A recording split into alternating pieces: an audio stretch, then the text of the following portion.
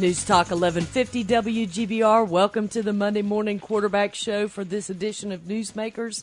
It's Carol Bowden with the main man, Harlon Neal. What's up, Harlon? Oh, good morning, Carol Ann. What a beautiful, crisp autumn morning it is. It's a good linebacker number this morning. 44 degrees it's showing on the card. That's a good linebacker number. So we'll keep the football mentality rolling. Of course we will, and we got to start off this morning. Couple of shout-outs. First, Judy Shoemate, George Artis, all part of the Oktoberfest, Oak Forest, Eastern Wayne, Seymour Johnson reunion. Good morning to both of y'all, our friends, and a shout-out to people that make you do your real job. Absolutely. Yeah, this is the fun part of my work. I get to go to Merrill Lynch after this. I got to go to my real job, but it's always fun to be here with you on a Monday morning, and thanks for those. We got a lot of nice compliments the other night at the event, and we've kind of building up a little fan base, so that's all a good thing. People are listening, so that's always a good thing. That means one of us is going to keep getting paid. Absolutely, absolutely. Hey, let's start off with some high school football scores, and we're going to go backwards and end up talking about the one that everybody's talking about. But first, let's say that Princeton, wow, what an unbelievable game against poor Spring Creek. 56-0. Princeton's just had an incredible year. Oh, yeah. We won't talk about, because it's always tough when you have two local teams going head-to-head like that. And Johnny Frazier continues to do his thing. He had 7 rushes for 162 yards. So, I mean, he continues to pound the ball. And I'll give a little bit of shout-out to the Princeton coaching staff. You know, I think sometimes you want to win, but I think they showed great sportsmanship. That was a 56-0 ball game at the half. Whoa. Ended up being 62-8. So, you know, obviously the game was well in hand. I'm sure some guys got some playing time and that kind of thing. And, you can't fault those guys. They're wanting to play and score. But wow, that was a tough one. Southern Wayne took a tough loss against South Central, 36-6. And they've just had a really hard time this year. They have, and I hate to say it, bless the Saints. And, I love you guys down there, but they got to go to New Bern this week. So it's going to be tough. I mean, we all know about the New Bern Bears. Very tough team. And I'm sure things will improve down in Dudley, but right now I know it's been difficult. And you just take it one game at a time. That's exactly right, and you can't get better if you don't keep trying. Absolutely. So. Rosewood did win over North Duplin. That was 44-20. Great game there for them. Very important game. They play at Spring Creek this week. Rosewood does. Mike Woodard and Cam Helton combined for 254 yards rushing and 4 TDs in that game. So good. Anytime you can run the ball and not turn it over, normally good things will happen for you. That's exactly right. Goldsboro, tough loss against Kinston. 24-20. What a close game that was, and a heartbreaker for them. Oh gosh, Carolyn. Game of a tale of two halves, if you will. Goldsboro was actually up 20-0 in that game. Yep. And unfortunately, you got to tip your hat to Kinston, though. They reeled off 24 straight points, and I know Coach Johnson at Goldsboro. He's talked about his defense played really great. He felt like they played his really, really great game. They just couldn't get off the field there. They got kind of worn down a little bit, and that ended up being the game. That was a very, very important conference game, though. It was, and the Cougars have just struggled this year, but that's okay. They're going to keep on trying. Yeah. Charles B. Aycock lost one to D.H. Conley. That was 35-7 Friday night. Right. And that was a tough one, but I tell you, the game that everyone is talking about is the big Eastern Wayne Warrior J.H. Rose matchup, and I've been told that this is the first time that Eastern Wayne beat J.H. Rose. That is correct. They didn't just do it casually. They beat them. I promise you, Carol, that was a long ride back on 13 North Friday night for the Rampants. You think? I think that was – they might even took an extended the long way home, so to speak. I know the coach was livid over there on a couple of those miscues on some beautifully executed squib kicks. But, 20 – yeah, 60, let's talk about that kicker. 63-23, but she's something else. Big shout-out to Cameron Dove. She converted all 9 of her PATs. And what kind of happened at the beginning of the game, Rose scored 23 points, but they had some success on 2 pretty good kickoff returns. Right. And Eastern Wayne kind of changed up their strategy. She completely kicked 2 beautifully executed squib kicks, and Eastern Wayne recovered both of them. And then there was another turnover. Rose had 3 turnovers in a row. It was converted to 21 points. 2 fumbles were recovered by Justin Johnson, and Ricky Steiner pounced on the 3rd loose ball. There's 21 points. Rose didn't know what hit them, and they were all out of sync after that. And then I tell you, K.K. Best did a wonderful job. He completed 11 out of 19 passes for 256 yards and 5 touchdowns. Wow. Easter Go Wayne, KK. if you've watched Easter Wayne this year, after the receivers catch the ball, they have tremendous speed. They are very, very fast. Day Pridgeon, who you know is the going to the Shrine Bowl, a big shout out to him. He scored 2 touchdowns. He held J.H. Rose's top receiver and an ACC recruit, Cornell Powell, with only 2 receptions for the whole game. You got to be kidding. And he also intercepted the pass. So the man, number one, continues to impress. I had a chance to speak to him after the game. He's as nice and the humblest kid as you'll ever want to see. Just a total class act. Just unbelievable. Of course, and Easter Wayne will be traveling to Greenville this week to take on D.H. Conley. So that's a big conference matchup, or 4A matchup coming up this Friday. Yes, it is. And do we want to talk about any of the other scores throughout the state? We talked about. I thought we just mentioned that the ACOT was 36-6. They will travel to South. They will play South Central this week. ACOT will. Okay. And T.J. Morrow did throw for 246 yards, but they only had 46 yards rushing. Couldn't get any kind of ground attack going. Just put a lot of pressure on the air and just couldn't find the end zone Friday night. Okay. All right. Well, let's jump over to our college games because. Well, once again, I've got to say, I was so impressed with Duke's game, I could not quit watching it. What a phenomenal performance by them against Virginia. And I'm disappointed that they did not make the top 25. Yeah. I am disappointed because, once again, ECU's the only team from North Carolina in there.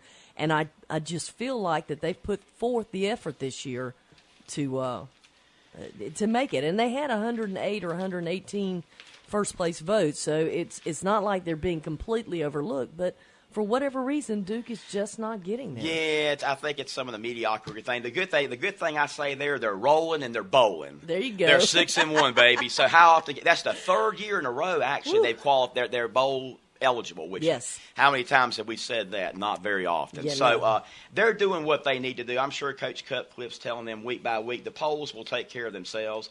They're actually off next week. They'll play a very important game up at Pitt on November the 1st.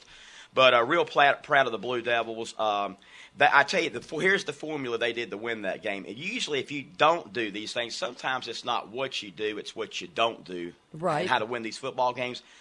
Couple things. They didn't give up a sack. They didn't have any tackles for a loss. And they had no turnovers.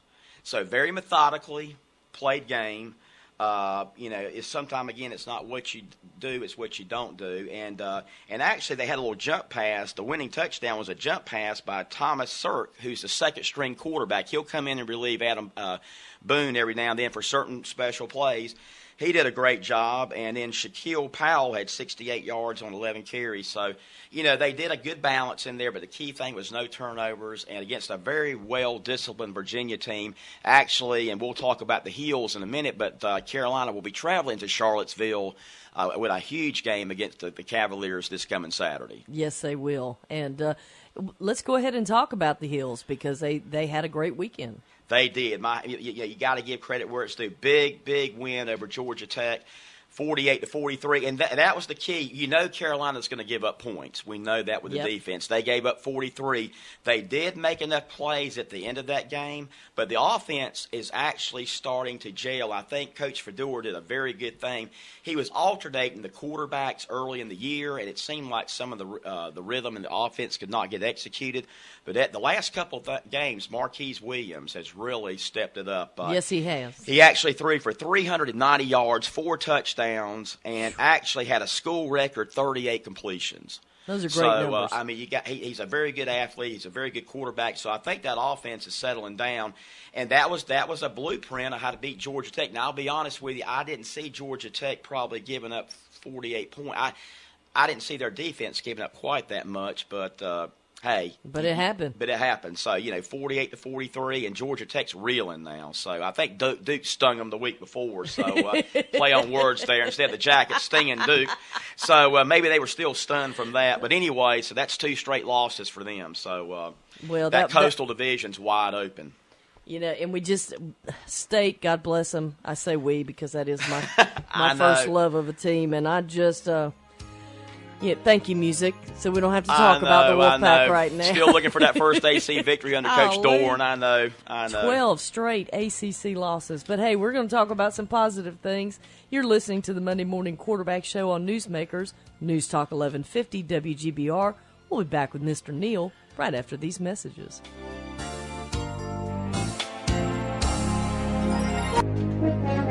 News Talk 1150 WGBR. Welcome back to Newsmakers. It's Carol Bowden co-hosting with Harlon Neal this morning, and we're so glad that you could join us. Harlon, the magic number is 4. And the reason I say that, there are 4 unbeatens. There are 4 SEC teams from the same division, the Western Division, in the top 5 of the top 25 for the AP poll. Never before has that happened. That's incredible. 4.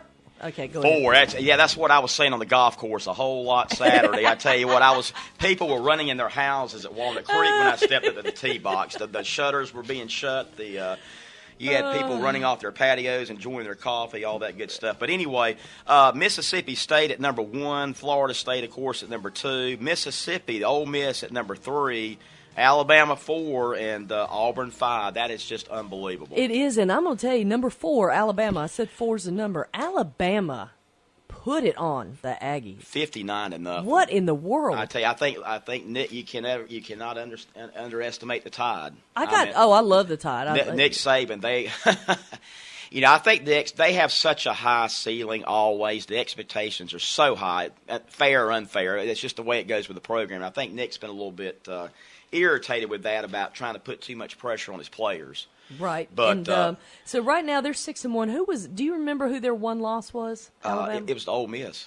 It was Ole Miss. Ole Miss, yeah. That's right. All right. So right now, the 4 unbeaten, Mississippi State, they had a bye this past weekend. Florida State, Ole Miss, and then Marshall. I love Marshall. Got to go up there last year and watch the Pirates play. And you say they haven't had as strong schedule this year, which is why they're all the way down at 23. They're doing exactly what they're supposed to do. They're winning games. They're playing with the hand they're dealt. They're 7-0. They got an outstanding quarterback.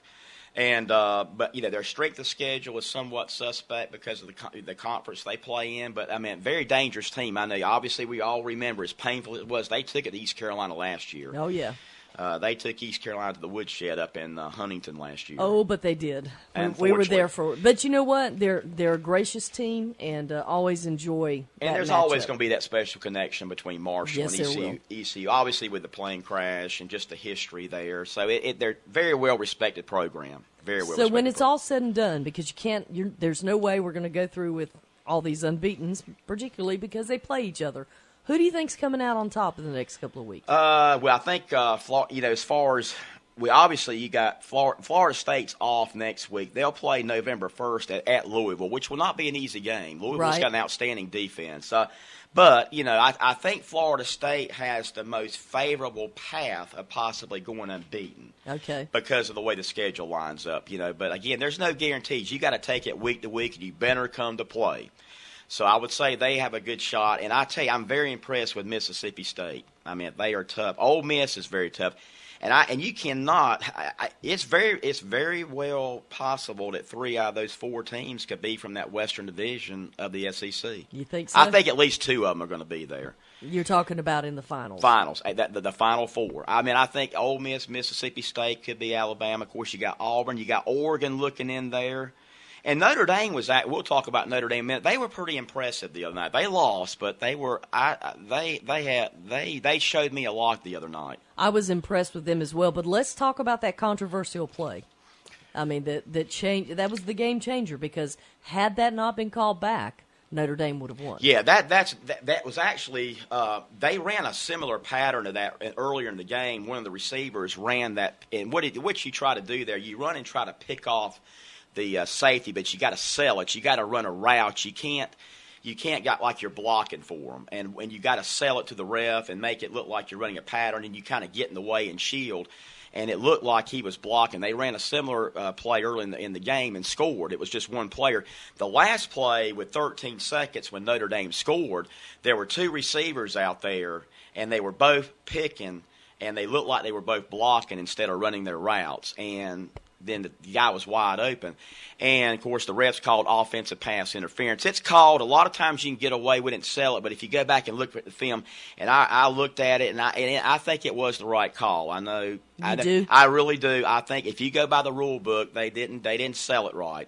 And, the coach, Brian Kelly on Notre Dame, he said that's how we teach it. So, well, and it was 50-50. I mean, there are people right now going both ways. Both ways. But, you could look at the rules and all that kind of stuff. So, but I thought it was the right call, and I don't have a dog in that fight. It's just one of those things. It's called. It's not called very often, but. Well, let me ask you about the Baylor game, because I really had been impressed with them and did not expect to see that kind of loss over the weekend. Were you surprised at all? Not really. There's more chaos. This is a chaotic, crazy, unbelievable season. I'm to the point now where I'm not surprised at anything. Okay. I really am not. Not with all. There's so many good football players out there, and you got to be careful not to read too many press clippings and all that kind of stuff and get too high or get too low. You got to take it week to week. You better come to play, or you could get a hiccup. And that's college football, but that's what makes it fun and exciting, though. Well, I am a West Virginia fan just simply because they continuously have a strong program. But I thought they were going to, have their work cut out for them against Baylor. They just seemed to. They weren't intimidated at all. They just said, look, they said they were going to take chances. They were not going to play conservative and play not to lose. They were going to pull things out of the hat.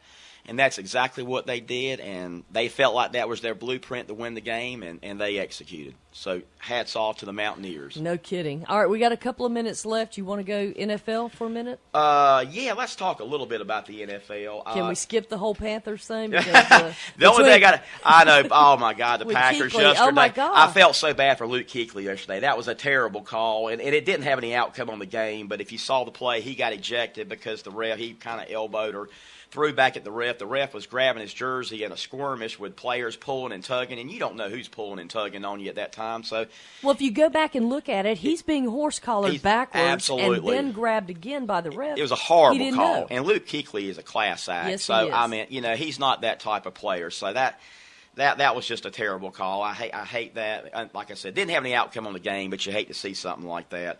I know we got a lot of Cowboy fans out there. They're 6-1, and boy, the Romo lovers are coming out. But anyway, a big thing yesterday. DeMarco Murray.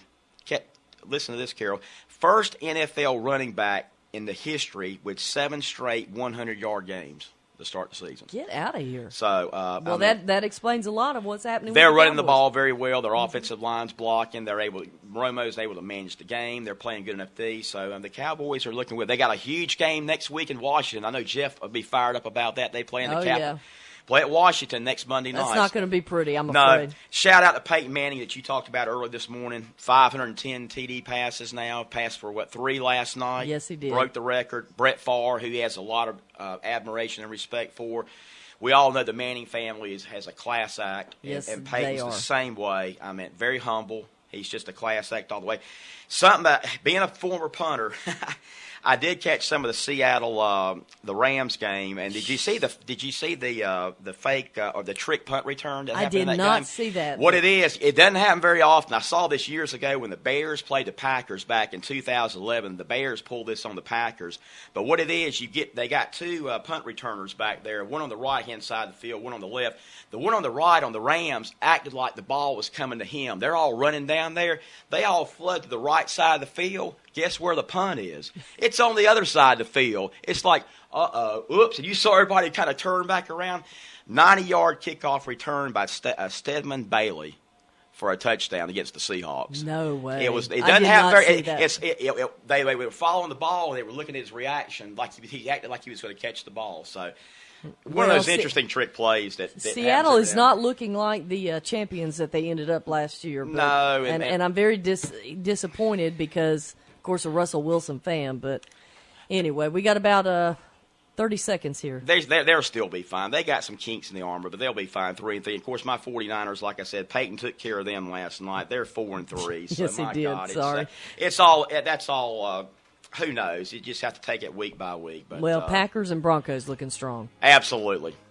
Broncos are solid, very solid. All right, we got to get out of here as always. Thanks, Harlan. Always glad to be here, Carol. Thank you so much. Everybody have a great week.